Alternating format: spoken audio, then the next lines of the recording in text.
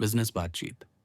इस समय मैंने पिट्सबर्ग में एलेगनी वैली रेलवे के प्रेसिडेंट कर्नल विलियम फिलिप्स के लिए जो बातचीत की, उसमें पूरी सफलता मिली। एक दिन कर्नल मेरे न्यूयॉर्क ऑफिस में आए और मुझे बताया कि उन्हें पैसों की बहुत ज़रूरत है, लेकिन अमेरिका में कोई भी कंपनी उनकी कंपनी के 5 मिलियन बॉन्ड खरीदने का विचार नहीं कर रही थी, जबकि उनकी guarantee Pennsylvania rail road company दे रही थी। उस बूढ़े सज्जन को पक्का यकीन था कि बैंकर उन्हें परेशान कर रहे थे, क्योंकि उन्होंने आपस में तय कर लिया था कि वे बॉन्ड सिर्फ अपनी शर्तों पर ही खरीदेंगे। उन्होंने बॉन्ड के लिए डॉलर पर 90 सेंट मांगे थे, लेकिन बैंकरों को यह बहुत ज़्यादा लगा। वे दिन ऐसे थे जब पश्चिमी रेलवे बॉन्ड अक्सर बैंकरों को डॉलर पर 80 सेंट में बेचे जाते थे। कर्नल फिलिप्स ने कहा कि वह यह देखने आए हैं कि क्या मैं उनकी मुश्किल का कोई रास्ता सुझा सकता हूँ। उन्हें $2.5 लाख की बहुत ज़रूरत थी, और यह मिस्टर थॉमसन, जो पेंसिल्वेनिया रेल रोड में थे, उन्हें नहीं दे सकते थे। एलेगनी बॉन्ड 7% के थे, लेकिन वे सोने में नहीं बल्कि अमेरिका में करेंसी में देय थे। इसलिए वे विदेशी बाजार के लिए बिल्कुल भी उपयुक्त नहीं थे। लेकिन मुझे पता था कि पेंसिल्वेनिया रेल रोड कंपनी के खजाने में फिलाडेल्फिया और एरी रेल रोड के 6% सोने के बॉन्ड बड़ी मात्रा में थे। मुझे लगा कि उनकी तरफ से ये एक बहुत अच्छा सौदा होगा कि वे इन बॉन्ड के बदले 7% एलेगनी बॉन्ड ले लें, जिनकी गारंटी वे दे रहे थे। मैंने मिस्टर थॉमसन को टेलीग्राम किया, यह पूछते हुए कि क्या पेंसिल्वेनिया रेल रोड कंपनी ब्याज पर $2.5 लाख लेगी और उसे एलेगनी रेलवे कंपनी को उधार देगी। मिस्टर थॉमसन ने जवाब दिया, ज़रूर। कर्नल फिलिप्स खुश थे। उन्होंने मेरी सेवाओं के बदले मुझे अपने 5 मिलियन बॉन्ड को डॉलर पर 90 सेंट की मनचाही कीमत पर लेने का 60 दिन का ऑप्शन देने पर सहमति जताई। मैंने यह मामला मिस्टर थॉमसन के सामने रखा और एक एक्सचेंज का सुझाव दिया, जिसे वह कंपनी खुशी-खुशी करने को तैयार हो गई, क्योंकि इससे बॉन्ड पर 1% ब्याज बच रहा था। मैं तुरंत 5 मिलियन फिलाडेल्फिया और एरी बॉन्ड्स के कंट्रोल के साथ लंदन के लिए रवाना हो गया, जो पेंसिल्वेनिया रेल रोड कंपनी द्वारा गारंटीड थे। एक शानदार सिक्योरिटी जिसके लिए मैं ऊंची कीमत चाहता था। और यहीं मेरे फाइनेंशियल जीवन की सबसे बड़ी सफलताओं और असफलताओं में से एक सामने आती है। मैंने क्वींस टाउन से बेरिंग्स को लिखा कि मेरे पास बेचने के लिए एक सिक्योरिटी है जिसे उनका हाउस भी बिना किसी हिचकिचाहट के विचार कर सकता है। लंदन पहुंचने पर मुझे होटल में उनका एक नोट मिला, जिसमें मुझे उनसे मिलने के लिए कहा गया था। मैंने अगली सुबह ऐसा किया, और उनके बैंकिंग हाउस से निकलने से पहले मैंने एक एग्रीमेंट कर लिया था, जिसके तहत वे यह लोन जारी करेंगे और जब तक वे बॉन्ड्स को पार पर नहीं बेच देते जिसमें उनका कागजात तैयार करने का आदेश दिया गया। लेकिन जब मैं निकल रहा था तो मिस्टर रसेल स्टर्गिस ने कहा कि उन्हें अभी-अभी पता चला है कि मिस्टर बेरिंग खुद सुबह शहर आ रहे हैं। उन्होंने एक कोर्ट आयोजित करने की व्यवस्था की थी, और शिष्टाचार के तौर पर उनके सामने यह लेन-देन रखना उचित होगा। इसलिए वे कागज़ात पर हस्ताक्षर कल तक के लिए टाल देंगे। अगर मैं 2 बजे आता तो लेन-देन पूरा हो जाता। मैं उस दबे हुए एहसास को कभी नहीं भूलूंगा जो मुझ पर हावी हो गया जब मैं बाहर निकला और प्रेसिडेंट थॉमसन को तार भेजने के लिए टेलीग्राफ ऑफिस गया। कुछ ने मुझे बताया कि मुझे ऐसा नहीं करना चाहिए। मैं कल तक इंतज़ार करूंगा जब कॉन्ट्रैक्ट मेरी जेब में होगा। मैं बैंकिंग हाउस से लैंगम होटल तक पैदल चला, 4 लंबे मील। जब मैं वहां पहुंचा तो मैंने देखा कि एक मैसेंजर बेरिंग्स से एक सीलबंद नोट देने के लिए सांस रोके इंतजार कर रहा था। बिस्मार्क ने मैग्डेबर्ग में $100 मिलियन बंद कर दिए थे। फाइनेंशियल दुनिया में दहशत फैल गई थी, और बेरिंग्स ने कहा कि इन परिस्थितियों में वे मिस्टर बेरिंग को इस मामले को आगे बढ़ाने का प्रस्ताव नहीं दे सकते। इस बात की उतनी ही संभावना थी कि घर जाते समय मुझ पर बिजली गिर जाए, जितनी कि बेरिंग्स द्वारा किए गए किसी समझौते के टूटने की। और फिर भी ऐसा हुआ। ये इतना बड़ा झटका था कि इससे गुस्सा या नाराज़गी जैसा कुछ महसूस नहीं हुआ। मैं इतना शांत था कि मैंने सब कुछ मान लिया, और बस खुद को बधाई दी कि मैंने मिस्टर थॉमसन को टेलीग्राम नहीं किया था। मैंने बेरिंग्स के पास वापस न जाने का फैसला किया, और हालांकि जेटॉन एस मॉर्गन एंड कंपनी बहुत सारी अमेरिकी सिक्योरिटीज ला रही थी, मैंने बाद में बेरिंग्स द्वारा तय की गई कीमत की तुलना में कम कीमत पर उन्हें बॉन्ड बेच दिए। मैंने सोचा कि शुरू में मॉर्गन एंड कंपनी के पास न जाना ही बेहतर होगा, क्योंकि मुझे कर्नल फिलिप्स से पता चला था कि उन्होंने अमेरिका में उनके हाउस को बॉन्ड बेचने की कोशिश की थी, लेकिन वे सफल नहीं हुए थे। और मुझे लगा कि लंदन में मॉर्गन खुद को न्यूयॉर्क में अपने हाउस के ज़रिए बातचीत से जुड़ा हुआ मान सकते हैं। लेकिन बाद की सभी बातचीत में मैंने यह नियम बना लिया था कि पहला ऑफ़र जूनियस मॉर्गन को दूँगा, जो शायद ही कभी मुझे अपने बैंकिंग हाउस से बिना कुछ लिए जाने देते थे, जो मुझे ऑफ़र करना होता था। अगर वह अपने हाउस के लिए नहीं खरीद पाते थे, तो वह मुझे एक फ्रेंडली हाउस से मिलवा देते थे, जो खरीद लेता था और वह उस डील में दिलचस्पी लेते थे। ये सोचकर बहुत संतोष होता है कि मैंने कभी भी ऐसी कोई सिक्योरिटी डील नहीं की, जिस पर आखिर तक प्रीमियम ना मिला हो। बेशक, इस मामले में मैंने एक गलती की कि मैं बेरिंग्स के पास वापस नहीं गया। उन्हें समय नहीं दिया और पैनिक को शांत नहीं होने दिया, जो जल्द ही शांत हो गया था। जब किसी सौदे में एक पार्टी एक्साइटेड हो जाती है, तो दूसरी पार्टी को शांत और धैर्य रखना चाहिए। अपने फाइनेंशियल ऑपरेशंस के सिलसिले में मुझे याद है कि मैंने एक दिन मिस्टर मॉर्गन से कहा था, मिस्टर मॉर्गन, मैं आपको एक आइडिया दूंगा और इसे आगे बढ़ाने में आपकी मदद करूंगा। अगर आप इस पर काम करके जो भी पैसा कमाएंगे, उसका एक चौथाई हिस्सा मुझे देंगे। उन्होंने हंसते हुए कहा, ये ठीक लगता है और चूंकि मेरे पास इस पर काम करने या न करने का ऑप्शन है, तो निश्चित रूप से हमें आपको प्रॉफिट का एक चौथाई हिस्सा देने के लिए तैयार रहना चाहिए। मैंने इस बात पर ध्यान दिलाया कि एलेगेनी वैली रेलवे बॉन्ड्स, जिन्हें मैंने फिलाडेल्फिया और एरी बॉन्ड्स के बदले एक्सचेंज किया था, उन पर पेंसिल्वेनिया रेलरोड कंपनी की गारंटी थी और वह बड़ी कंपनी हमेशा ज़रूरी एक्सटेंशंस के लिए पैसे की ज़रूरत में रहती थी। इन बॉन्ड्स के लिए एक ऐसी कीमत ऑफर की जा सकती थी, जो कंपनी को उन्हें बेचने के लिए लुभा सकती थी। और उस समय अमेरिकन सिक्योरिटीज़ की इतनी डिमांड थी कि इसमें कोई शक नहीं था कि उन्हें फ्लॉट किया जा सकता था। मैं एक प्रॉस्पेक्टस लिखूंगा जो मुझे लगता था कि बॉन्ड्स को फ्लॉट कर देगा। मामले की अपनी आदत के अनुसार सावधानी से जांच करने के बाद उन्होंने फैसला किया कि वह मेरे सुझाव पर काम करेंगे। मिस्टर थॉमसन उस समय पेरिस में थे और मैं उनसे मिलने वहां गया। यह जानते हुए कि पेंसिल्वेनिया रेल रोड को पैसे की ज़रूरत है, मैंने उनसे कहा कि मैंने इन सिक्योरिटीज़ की सिफारिश मिस्टर मॉर्गन को की है और अगर वह मुझे इनके लिए कोई कीमत देंगे तो मैं देखूंगा कि क्या मैं उन्हें बेच सकता हूँ। उन्होंने एक कीमत बताई जो उस समय बहुत ज़्यादा थी, लेकिन उस कीमत से कम थी जो इन बॉन्ड्स ने बाद में हासिल की। मिस्टर मॉर्गन ने उनमें से कुछ हिस्से इस अधिकार के साथ खरीदे कि वे बाकी भी खरीद सकें और इस तरह एलेगेनी के पूरे 9 या 10 मिलियन बॉन्ड बेचे गए और पेंसिल्वेनिया रेल रोड कंपनी को पैसे मिल गए। बॉन्ड की बिक्री अभी ज़्यादा आगे नहीं बढ़ी थी कि 1873 का संकट आ गया। उस समय मेरे पास कमाई के स्रोतों में से एक मिस्टर पियरपोंट मॉर्गन थे। उन्होंने एक दिन मुझसे कहा, मेरे पिता ने केवल करके पूछा है कि क्या आप उस आइडिया में अपना हिस्सा बेचना चाहते हैं जो आपने उन्हें दिया था? मैंने कहा, हाँ, मैं चाहता हूँ। आजकल मैं पैसे के लिए कुछ भी बेच दूंगा। ठीक है, उन्होंने कहा, आप कितने लेंगे? मैंने कहा कि मुझे लगता है कि हाल ही में मुझे दी गई स्टेटमेंट से पता चलता है कि मेरे क्रेडिट में पहले से ही $50,000 थे और मैं 60,000 लूंगा।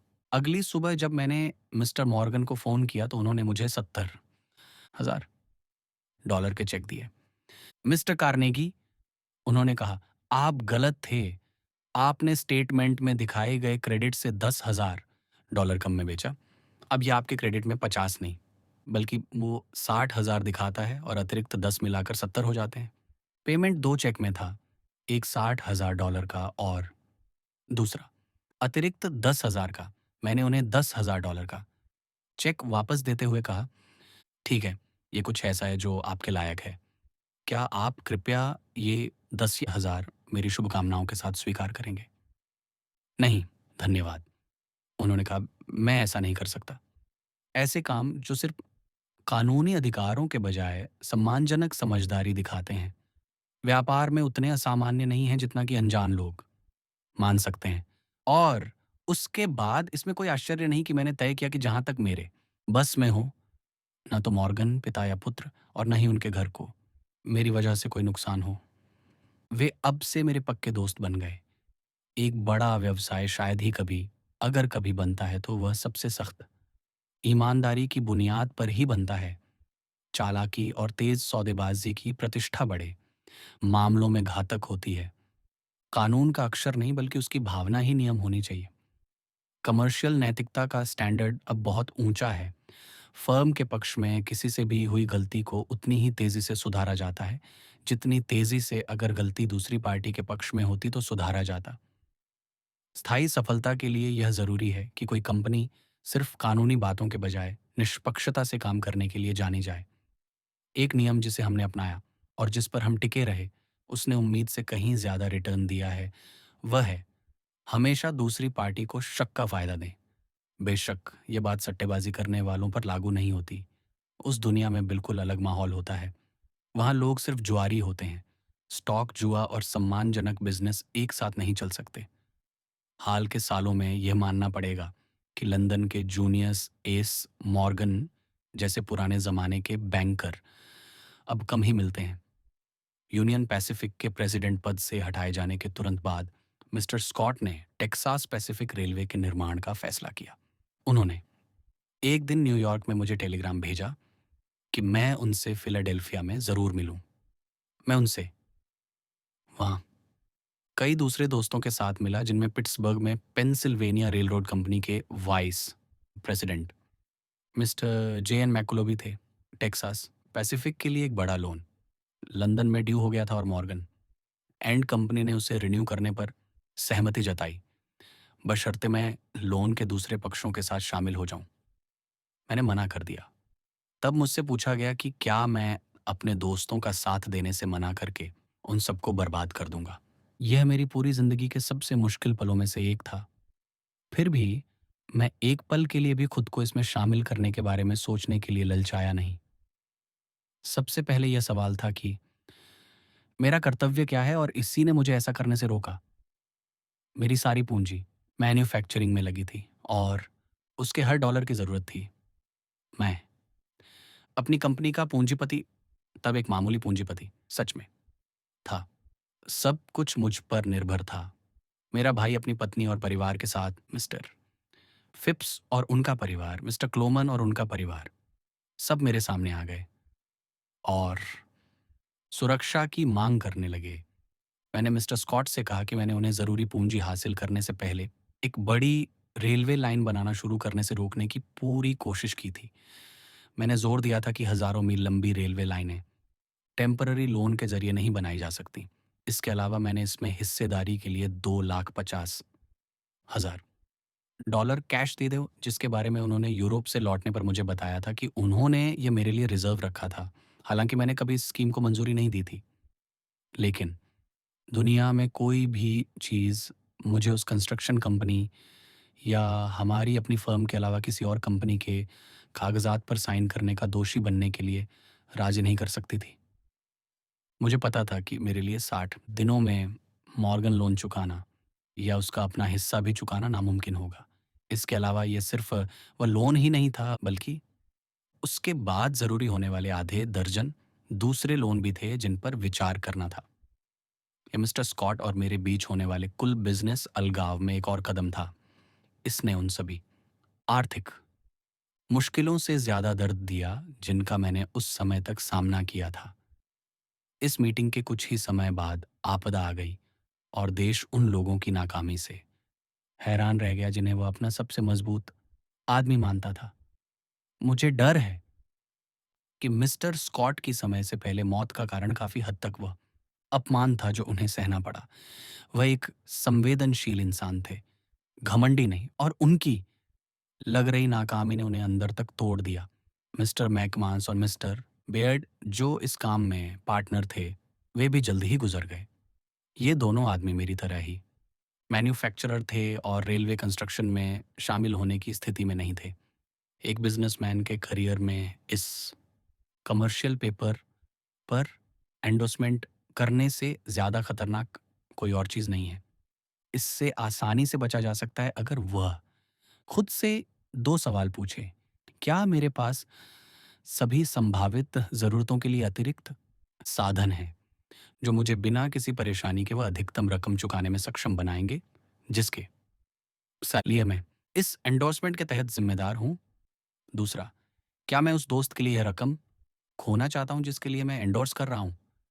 अगर इन दोनों सवालों का जवाब हाँ में दिया जा सकता है तो उसे अपने दोस्त की मदद करने की इजाज़त दी जा सकती है। लेकिन अगर वह एक समझदार आदमी है तो अन्यथा नहीं। और अगर वह पहले सवाल का जवाब हाँ में दे सकता है तो उसके लिए यह सोचना बेहतर होगा कि क्या उसी समय पूरी रकम चुका देना बेहतर नहीं होगा, जिसके लिए उसका नाम पूछा जा रहा है। मुझे यकीन है कि ऐसा ही होगा।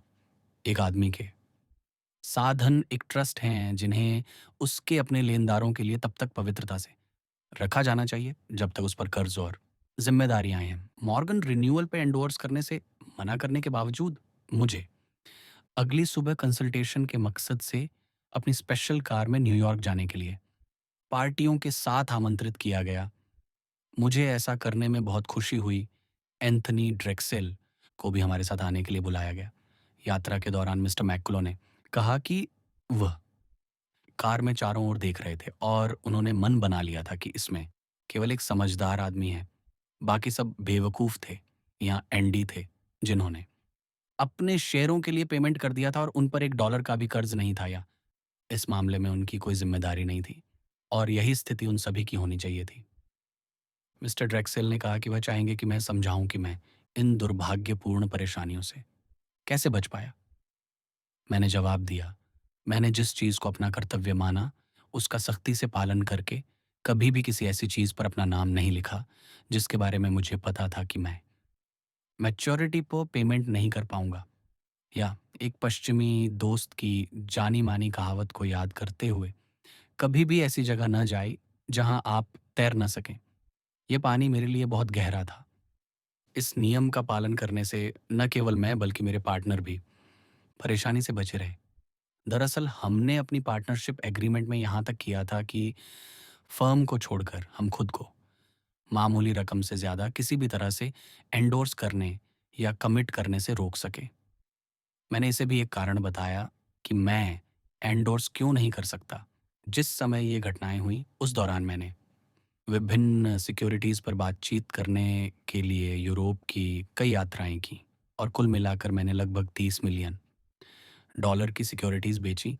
ये उस समय की बात है जब अटलांटिक केबल ने अभी तक न्यूयॉर्क को आर्थिक रूप से लंदन का हिस्सा नहीं बनाया था और जब लंदन के बैंकर ब्याज दर में मामूली अंतर के लिए अपना बैलेंस पेरिस, वियना या बर्लिन को उधार देते थे, बजाय इसके कि वे ज़्यादा ब्याज दर पर यूनाइटेड स्टेट्स को दें। इन भले लोगों की नज़र में रिपब्लिक महाद्वीप से कम सुरक्षित था, मेरे भाई। और मिस्टर फिप्स ने लोहे का बिजनेस इतनी सफलता से चलाया कि मैं बिना किसी चिंता के हफ्तों तक बाहर रह सकता था। इस बात का खतरा था कि मैं मैन्युफैक्चरिंग से हटकर फाइनेंशियल और बैंकिंग बिजनेस में ना चला जाऊं। विदेश में मेरी सफलताओं ने मुझे लुभावने मौके दिए, लेकिन मेरी पसंद हमेशा मैन्युफैक्चरिंग ही थी। मैं कुछ ठोस बनाना चाहता था और उसे बेचना चाहता था और मैंने अपने मुनाफे को पिट्सबर्ग में कारखानों को बढ़ाने में निवेश करना जारी रखा। कीस्टोन ब्रिज कंपनी के लिए शुरू में बनाई गई छोटी दुकानें दूसरे कामों के लिए किराए पर दे दी गई थीं और लॉरेंस विले में 10 एकड़ ज़मीन हासिल की गई थी, जिस पर नई और बड़ी दुकानें बनाई गईं। यूनियन आयरन मिल्स में बार बार बढ़ोतरी ने उन्हें यूनाइटेड स्टेट्स में सभी तरह के स्ट्रक्चरल शिप्स के लिए सबसे बड़ी मिल्स बना दिया था। बिजनेस अच्छा चल रहा था और दूसरे क्षेत्रों में मैं जो भी अतिरिक्त कमाई कर रहा था वह सब आयरन बिजनेस को बढ़ाने के लिए ज़रूरी थी। मैं अपने पेंसिल्वेनिया रेलर रोड कंपनी के दोस्तों के साथ पश्चिमी राज्यों में कुछ रेलवे बनाने में दिलचस्पी ले रहा था, लेकिन धीरे धीरे मैंने ऐसे सभी कामों से खुद को अलग कर लिया और यह तय कर लिया कि मैं उस कहावत के बिल्कुल उलट चलूंगा कि अपने सारे अंडे एक टोकरी में नहीं रखने चाहिए। मैंने तय किया कि सही पॉलिसी ये है कि सारे अच्छे अंडे एक टोकरी में रखो और फिर उस टोकरी पर नज़र रखो। मेरा मानना है कि किसी भी क्षेत्र में बेहतरीन सफलता का सच्चा रास्ता ये है कि आप उस क्षेत्र में खुद को माहिर बना लें।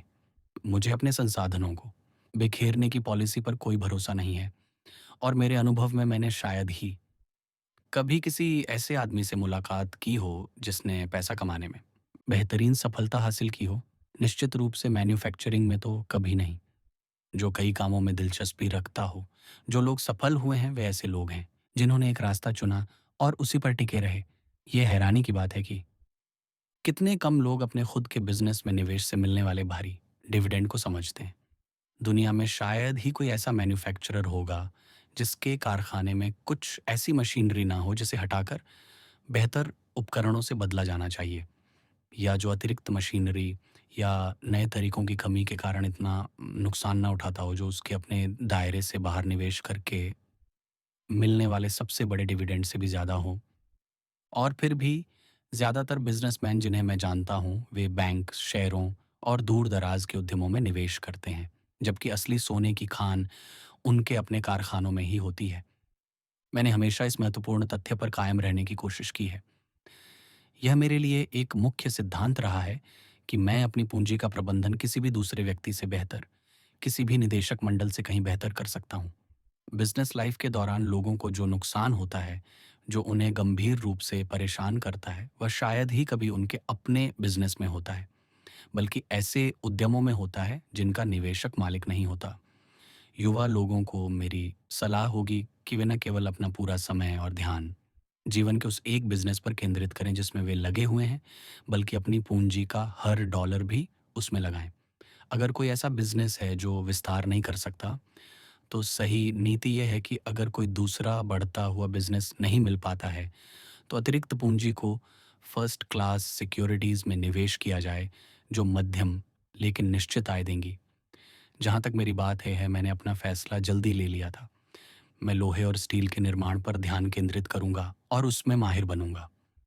ब्रिटेन की मेरी यात्राओं ने मुझे लोहे और स्टील के बिजनेस में प्रमुख लोगों से फिर से मिलने और जान पहचान बनाने के बेहतरीन मौके दिए। सबसे आगे Bessemer, sir Lothian Bell, sir Bernard Samuelson, sir Windsor Richards, Edward Martin, Bingley events on the उस इंडस्ट्री के सभी बड़े नाम। इसके तुरंत बाद मेरा British iron and steel institute की परिषद में और आखिरकार प्रेसिडेंसी के लिए चुनाव हुआ। मैं पहला प्रेसिडेंट था जो ब्रिटिश नागरिक नहीं था। उस सम्मान की बहुत सराहना की गई।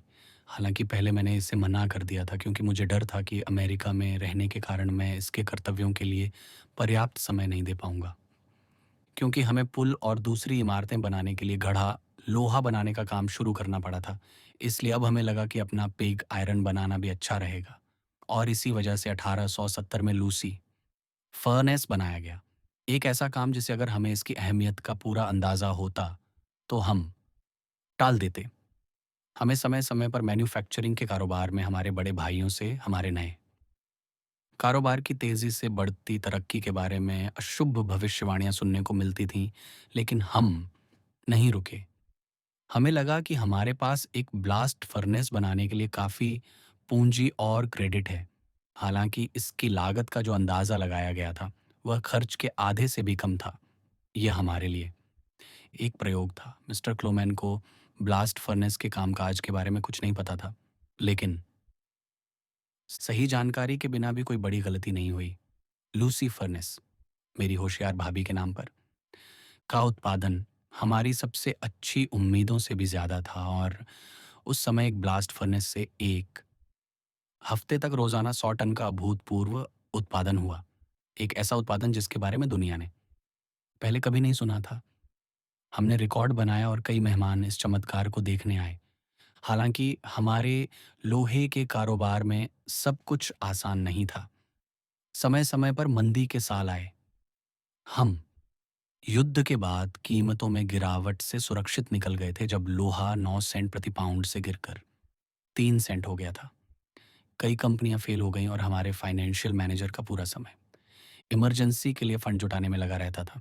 कई कंपनियों के डूबने के बीच हमारी फर्म की साख बरकरार रही, लेकिन पिग आयरन के उत्पादन ने हमें अब तक हमारे कारोबार के किसी भी दूसरे विभाग से ज़्यादा चिंता दी।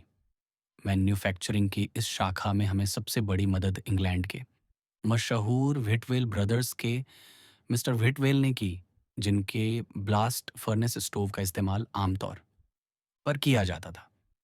मिस्टर व्हिटवेल उन जाने माने मेहमानों में से एक थे जो लूसी फर्नेस को देखने आए थे, और मैंने उन्हें उस समय हो रही मुश्किल के बारे में बताया।